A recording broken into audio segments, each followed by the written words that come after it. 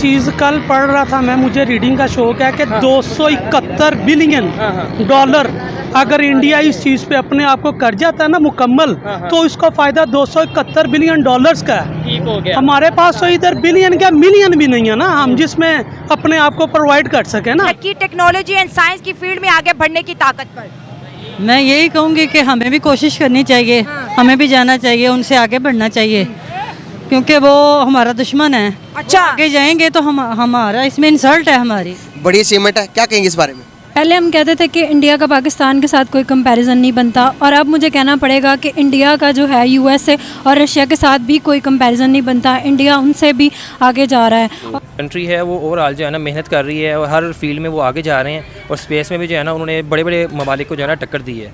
तो हमारे हमसाया ही हैं, हमें खुशी होती है जो लोग तरक्की करते हैं, जो लोग मेहनत करते हैं वो कामयाब हो जाते हैं। के लिए, इंसानों की फलाह के लिए जितना सैटेलाइट ज़्यादा जाएंगे, दुनिया की जो मसनूआत हैं, चीज़ें हैं, वो सही तरह होंगी। और ख़ास तौर पे एयर स्पेस को कंट्रोल में जो है पूरी दुनिया में एक जंग है, और इसमें अगर हमारा हमसाया मुल्क भी बेहतर होता है, हमसाया ही होता है, क्योंकि ज़मीनें कभी तब्दील नहीं होती। जय हिंद दोस्तों, भारत चंद्रयान 3 की अपार सफलता के बाद एक बार फिर से एक बहुत ही बड़ा अंतरिक्ष मिशन करने जा रहा है। और ये एक इतना बड़ा मिशन है कि जितना बड़ा मिशन आज तक इसरो ने अपने बलबूते पर कभी भी नहीं किया। I think it's a great achievement, considering कि वो भी हमारे साथ ही इंडिपेंडेंट हुए थे और उनका भी सारा ग्रोथ वगैरह हमारे साथ ही हुई थी, and they are doing such great things. तो मुझे तो बहुत अच्छी बात लगती है, and I am very happy कि वहाँ पर इतनी ग्रोथ हो रही है और इतनी एजुकेशनल अवेयरनेस है कि लोग ये सब कर रहे हैं। बिल्कुल सही। अच्छा ज़ैनब, अगर हम बात करें पाकिस्तान की स्पेस एजेंसी के बारे में, पाकिस्तान की जो स्पेस एजेंसी है स्पार्क को, वो इतना ग्रो नहीं करी है, हमारी स्पेस की तरफ अटेंशन नहीं है। आपको क्या लगता है किस जगह पर हम लैग कर रहे हैं?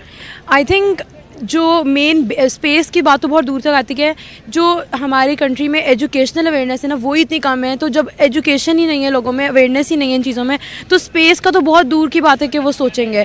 हमारी कंट्री में जो हमारा कंट्री का अपना एजुकेशन सिस्टम है, वो ही इतना इस वक्त ऐसी हालत में है कि अगर मैं इंडिया से कंपेयर करूँ, मैं अभी बाहर पढ़ती हूँ, तो मेरे जो इंडियन फ्रेंड्स हैं, जब मैं देखती हूँ कि उनकी क्या बेस बनी हुई है एजुकेशन में, फिर मैं कंपैरेटिवली यहाँ का देखती हूँ, तो इतना ज़मीन आसमान का डिफरेंस है। और उसकी वजह से मुझे फिर खुद ही अंदाज़ा हो जाता है कि वो लोग जो इतनी अचीवमेंट्स कर रहे हैं, वो लोग जो इतनी चीज़ें लाइक इन्वेंट कर रहे हैं, डिस्कवर कर रहे हैं, और इस तरह की अचीवमेंट्स उनकी हो रही हैं, वो किस लेवल की और हमारी किस लेवल की, वो मुझे उसी से अंदाज़ा हो जाता है कि हमारे एजुकेशन सिस्टम जो बेस ही अब दरअसल चंद्रयान 3 की अपार सफलता के बाद भारत अब गगनयान मिशन करने जा रहा है। और मेरे हिसाब से ये भारतीय स्पेस एजेंसी का एक बहुत ही बड़ा मिशन है, क्योंकि इसरो ने अब तक कोई भी इतना बड़ा मिशन नहीं किया। क्योंकि गगनयान मिशन के तहत इसरो अपने एस्ट्रोनॉट को स्पेस में भेजने वाली है, और इसरो ने अभी तक अपनी स्वदेशी टेक्नोलॉजी से कोई भी एस्ट्रोनॉट को अंतरिक्ष में नहीं भेजा। गगनयान मिशन के सफल हो जाने के बाद भारत अमेरिका, रूस और चाइना जैसे देशों के बाद चौथा वो देश बन जाएगा जिसने अंतरिक्ष में अपना एस्ट्रोनॉट भेजा है। इस मिशन पर काम आज से नहीं बल्कि 2020 से चल रहा है, और जो इसकी लॉन्च डेट थी वो भी अनुमान के हिसाब से बहुत पहले की बताई गई थी। लेकिन क्योंकि बीच में कोरोना वायरस आ गया और उसकी वजह से पूरे भारत में लॉकडाउन लग गया, तो उसकी वजह से इस मिशन के बहुत सारे काम बिगड़ गए, और यही कारण था कि जिसकी वजह से गगनयान मिशन अभी तक लॉन्च नहीं हो पाया। लेकिन बहुत ही जल्द गगनयान मिशन लॉन्च होगा। अगर हम न्यूज और रिपोर्ट की माने तो जो गगनयान मिशन है, इसकी लागत चंद्रयान 3 के मुकाबले बहुत ही ज्यादा है। जहां पर चंद्रयान 3 मिशन में तकरीबन 615 करोड़ रुपए का खर्चा आया था, वहीं इस मिशन में तकरीबन 9000 करोड़ रुपए से लेकर 10,000 करोड़ रुपए का खर्चा आ रहा है। तो अब आप इस मिशन की लागत से ही समझ सकते हो कि ये मिशन कितना ज्यादा बड़ा होगा और कितना ज्यादा महंगा है। गगनयान का जो वजन है वो तकरीबन 8.2 टन है, और जो इसकी कैरिंग कैपेसिटी है, मतलब सामान ले जाने की क्षमता है, तो वो 3 यात्रियों को अंतरिक्ष में ले जाने की क्षमता है। गगनयान मिशन में भी LBM-3 रॉकेट का ही उपयोग हो रहा है, जिस रॉकेट का उपयोग चंद्रयान 3 की लॉन्चिंग में किया गया था। लेकिन अब इसरो ने इस रॉकेट को गगनयान मिशन के हिसाब से मॉडिफाई कर दिया है और इसमें बहुत सारी चीजें जोड़ दी हैं। क्योंकि गगनयान मिशन एक मैनमेड मिशन है जिसमें 3 एस्ट्रोनॉट को अंतरिक्ष में भेजा जा रहा है, और इसीलिए अब इसरो ने इस रॉकेट को मानव के हिसाब से बनाकर इसका नया नाम रख दिया है HLBM-3। HLBM-3 rocket LBM-3 rocket में कुछ परिवर्तन करके केवल मैनमेड मेड मिशन के लिए ही बनाया गया है। तो यहाँ पर आप ऐसा बिल्कुल मत समझना कि ये HLVM-3 जो रॉकेट है वो LVM-3 रॉकेट का नया वर्जन है और अब इसके बाद इसरो LVM-3 रॉकेट का उपयोग नहीं करेगी। तो ऐसा कुछ भी नहीं है। एस्ट्रोनॉट की सेफ्टी को देखते हुए गगनयान मिशन की जो बॉडी है उसको अलग अलग धातुओं से बनाया जा रहा है ताकि जो उसकी मजबूती है और जो उसकी सुरक्षा है वो और भी ज्यादा बढ़ जाए और जो उसके अंदर एस्ट्रोनॉट हैं वो पूरी तरह से सुरक्षित रहें। ये पूरा मिशन 7 दिनों का होने वाला है और इस मिशन में एस्ट्रोनॉट को धरती से 400 किलोमीटर दूर भेजा जाएगा। अब भारतीय स्पेस एजेंसी बड़ी अचीवमेंट है, क्या कहेंगे इस बारे में? पहले हम कहते थे कि इंडिया का पाकिस्तान के साथ कोई कंपैरिजन नहीं बनता और अब मुझे कहना पड़ेगा कि इंडिया का जो है USA और रशिया के साथ भी कोई कंपैरिजन नहीं बनता। इंडिया उनसे भी आगे जा रहा है और मुझे लगता है कि आने वाले वक्तों में थोड़ी हद तक चाइना से पीछे रह गया इंडिया और कुछ आने वाले सालों में मतलब इंडिया चाइना को भी बहुत हद तक पीछे छोड़ने वाला है। और इंडिया ही जो है उसने अपना नेविगेशन सिस्टम चांद पर जो है वो भी लॉन्च किया था। उसके अलावा ऑर्बिटर भी भेजा है जिसके ज़रिए से पता चला है कि चांद में पानी मौजूद है। तो जिस तरह इंडिया जो है वो डेवलपमेंट कर रहा है तो मुझे लगता है आने वाले कुछ सालों में इंडिया जो है वो सबसे बड़ी इकॉनमी बनने जा रहा है वर्ल्ड वाइज। इंडिया अभी रिसेंटली 5th लार्जेस्ट इकॉनमी बन गया हुआ है। और इसके अलावा अगर हम बात करें तो जिस तरह जब से नरेंद्र मोदी आए हैं तो इंडिया के आपने देखा है कि नक्शा टोटली चेंज हो गया है। डेवलपमेंट में इंडिया के पहले नंबर पर, हम कोई हर रोज़ कोई नई खबर सुनने को मिल जाती है, आज इंडिया ने ये कर लिया, आज इंडिया ने ये कर लिया।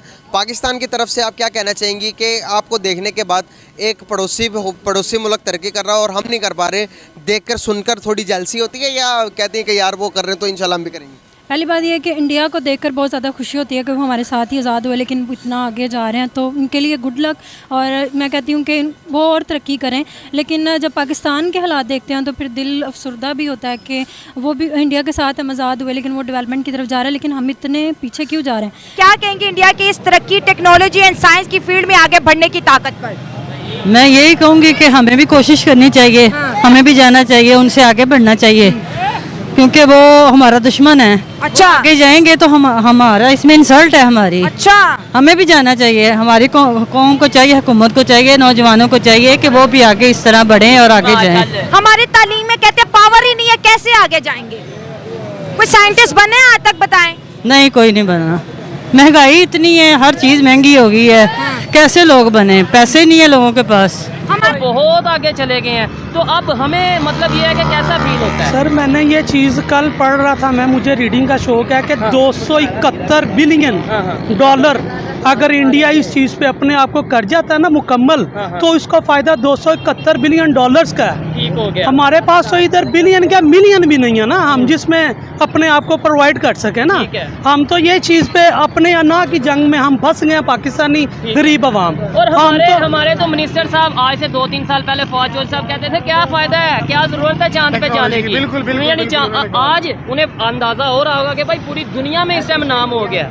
सर आपकी बात बिल्कुल बजा है। हम नाम के लिए तो इधर बैठे हैं और हमारे पास क्या है? ठीक हो गया। पाकिस्तान में अगर हम बैठे हैं ना तो हम ज्यादा पाकिस्तान नहीं है। हमारा पेट बकरियों की तरह हाल है ना, जिस तरह गिनती नहीं पूरी करते कैदियों की कि ये इंसान हमें हमारे से क्या सरोकार हुक्मरानों को।